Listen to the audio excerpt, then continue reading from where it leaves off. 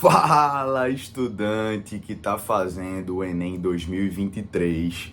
Eu, André Gustavo, tinha que vir aqui depois que passou esse primeiro dia para comentar com vocês o que é que eu achei da prova, né? Fica aqui comigo até o final do vídeo que eu vou te dizer a minha opinião aqui sobre o que eu achei desse Enem 2023, o que é que eu achei da redação, o que é que eu achei da prova de linguagens, o que é que eu achei da prova de humanas.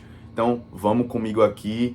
E já deixa teu like, se inscreve no canal se você está chegando hoje aqui e vamos comigo. Bom, queria começar esse vídeo dizendo para vocês que eu me surpreendi com algumas coisas nesse Enem, no Enem 2023, porque já antes de começar a prova, algumas coisas meio estranhas estavam acontecendo, né? Tinha galera aí que estava com o local de prova a 200 quilômetros de casa, uma distância enorme, dificultando completamente a pessoa chegar no local da prova para fazer seu Enem lindo e tranquilo. Então isso aí já começou a me assustar esse ano, porque realmente eu não lembro de em outro ano acontecer a mesma coisa nessa magnitude, né? Foram vários casos. E teve até uma menina que foi pro local de prova gastando R$ 150 de Uber, chegou lá. Então eu imagino a dificuldade, tá ligado? De você fazer uma prova distante da sua casa. O INEP liberou ali uma possibilidade de você mudar a data, né, de resolução da prova. Ficaria lá para o dia 10, 12 de dezembro, se eu não me engano. Só que, pô, tu tá doido para fazer a prova do Enem, tu tá doido para se livrar. Todo mundo tá fazendo em novembro. Aí tu vai, pega e muda a data para fazer em dezembro, com pouquíssima gente. Isso é muito ruim, eu entendo. Então, se você, estudante que tá assistindo esse vídeo agora, passou por isso, eu me compadeço aqui com a sua situação. Sei que deve estar sendo barra para você passar por isso. Imagino de verdade o quão ruim deve ser. E outra situação que também me assustou foi o vazamento da prova 3 horas antes de começar o Enem. Pô, isso aí é um negócio gravíssimo, né? Uma situação pesadíssima. Não sei no que é que isso vai dar, mas isso me assustou pra caramba também. Então, já começa por aí. Agora, falando da prova especificamente, começando pela redação. Bom, o tema foi bem lixado, né? Foi bem específico. Vou até ler aqui para vocês. Desafios para enfrentamento da invisibilidade do trabalho de cuidado pela mulher no Brasil. Ó quantas palavras, né? Ó quanto nichado tava esse tema. Bom, tem prós e contras, né? Para um tema tão grande assim, com tantas palavras, e você tem que abordar cada uma dessas palavras na redação para não fugir do tema. Bom, os prós é que você consegue focar mais em uma coisa, né? Você consegue ir direto ao ponto ali. E os contras é que você pode fugir se você esquecer de usar alguma dessas palavras na redação.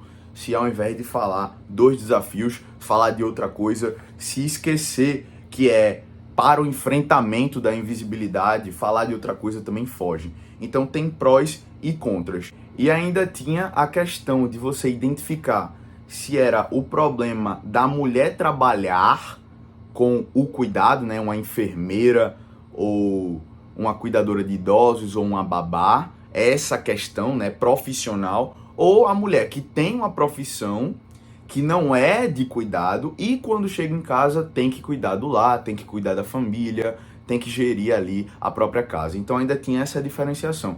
Pelos textos de apoio que eu vi, você poderia abordar qualquer uma dessas situações. Então menos mal, né? Aí realmente fica mais difícil você fugir do tema. Só que você tinha que encontrar isso nos textos de apoio. Por isso a importância dos textos de apoio. Eu com certeza traria para essa redação algum repertório cultural de filme, série, que a mulher trabalha com cuidado, né? Trabalha cuidando de outra pessoa, cuidando de alguém, cuidando da casa.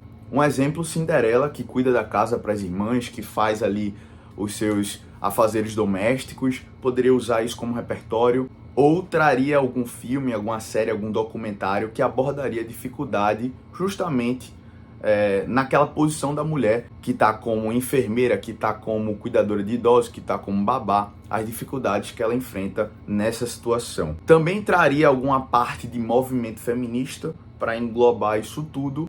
E no desenvolvimento 1 ficaria dificuldade número 1 dessas mulheres, E no desenvolvimento 2 ficaria a dificuldade número 2, ou a consequência da dificuldade número 1 para essas mulheres no Brasil. Depois fecharia a conclusão dando ali soluções para essa problemática. Bom, isso seria o que eu faria na redação. Vamos agora comentar um pouco a parte de humanas, que me surpreendeu esse ano, que veio uma prova menos conteudista e mais interdisciplinar.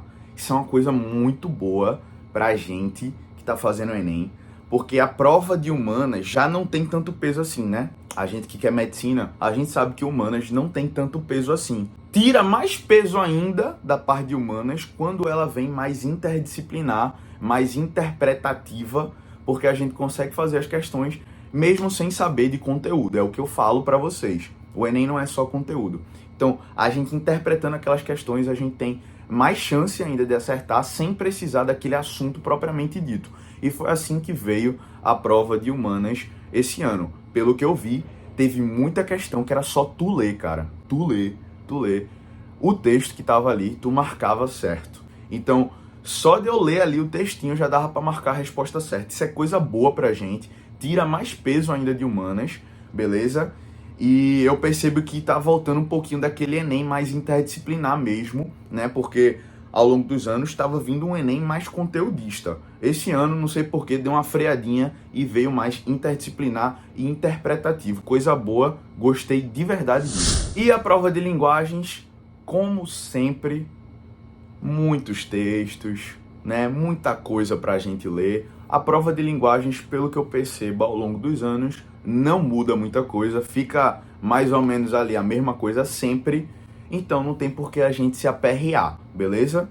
Muita gente faz a prova de linguagens no final, já tá todo mundo cansado, acabado, muita gente erra questões bobinhas na prova de linguagens, não é uma prova que de fato a gente tem que se preocupar muito, então relaxa, você aí que deixou linguagens para o final, não conseguiu fazer muitas questões. Eu entendo, eu sei como é isso, são textos muito longos, não dá para ler tudo, não dá para interpretar tudo, mas o importante é você colocar na cabeça que redação você fez primeiro, você se garantiu na redação, depois veio humanas, você marcou as questões ali interpretativas primeiro, mais fáceis, e as conteudistas, né, mais conteudistas você deixou para o final, então também não tem problema errar algumas. E linguagens vem depois com aqueles textos enormes, né?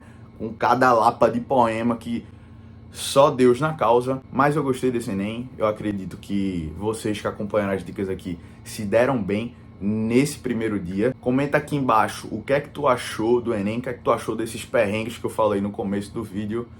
E tamo junto. Essa semana vai ter mais vídeo, viu? Vai ter mais vídeo, então acompanhem aqui até o segundo dia do Enem. Tem muita coisa boa aí para vocês aprenderem. É isso, fico por aqui. Cheiro para você. Tchau!